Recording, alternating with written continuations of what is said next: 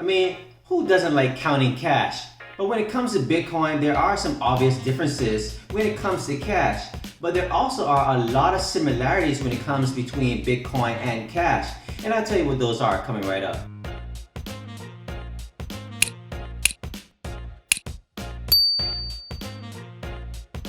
What's up, Cryptoland? Black Crypto here, bringing another cryptocurrency video. Now, when it comes to good old cash, cash versus Bitcoin, we all know that Bitcoin has its differences and some advantages as well. For instance, Bitcoin is a decentralized digital currency that was created by Satoshi Nakamoto and launched as an open source software in 2009.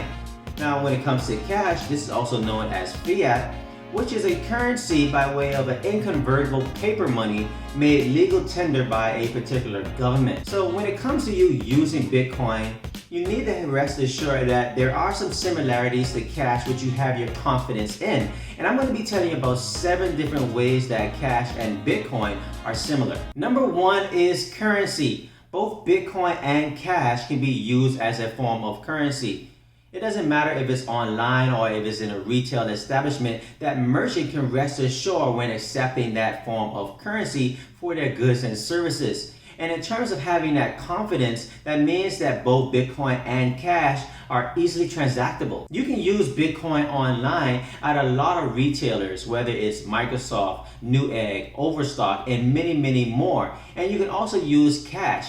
And also when you go into a physical location, you have cash when you pay for something, but you can also use your phone when it comes to paying for those goods and services at a retail establishment as well. Number 2 is banking. When it comes to you and your money, you want to put it somewhere safe. And no, we're not talking about putting it underneath a mattress or inside of a cardboard shoe box. Now we're talking about using some kind of institution that would take responsibility in securing your funds. Now when it comes to cash, we have, for instance, Wells Fargo or Bank of America or HSBC. When it comes to an institution that would take your money and secure it. So we're talking about some kind of secure storage. Not only with secure storage, you want to know that you have some kind of insurance. When it comes, for instance, to the United States, you have the FDIC, which will insure your money in terms of your deposit up to a certain amount.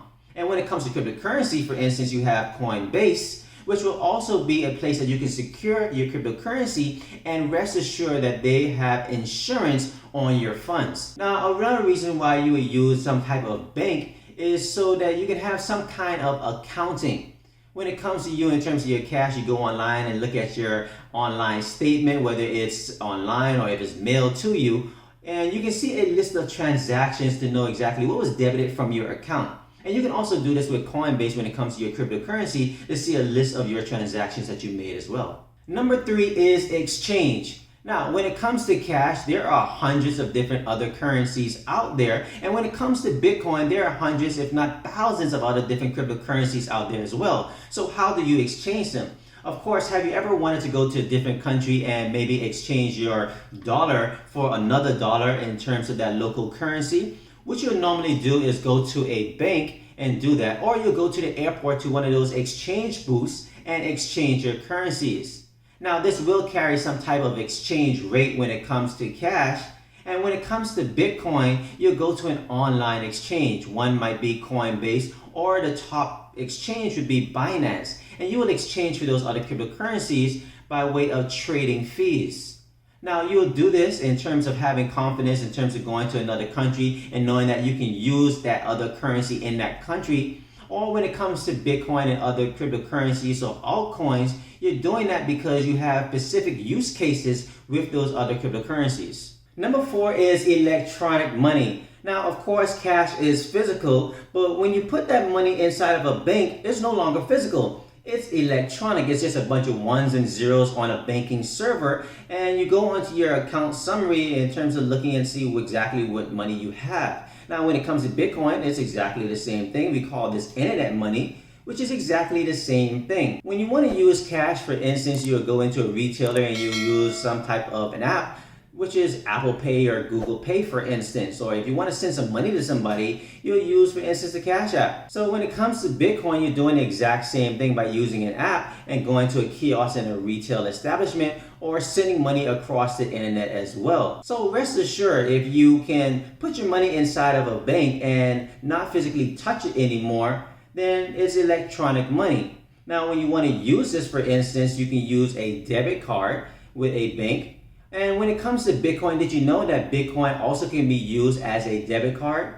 I did a review of a debit card known as Bitpay, and I'll leave a link in the description below so you can definitely check that out. So rest assured, when it comes to electronic money, they're both electronic money that you can use anywhere. Number 5 is ATM Access. Now, when you have cash and you deposit it into that bank, you want to know that you can withdraw that money at any given time, especially after hours when that bank closes. So usually when you open up a bank account, you get some kind of debit card. And then you'll just go to an ATM machine 24 hours a day and withdraw your money if you need some cash on hand. So one of the biggest concerns I get when it comes to Bitcoin and cryptocurrency is, do I have access to my cryptocurrency and can I exchange it back for cash or withdraw it at any given time?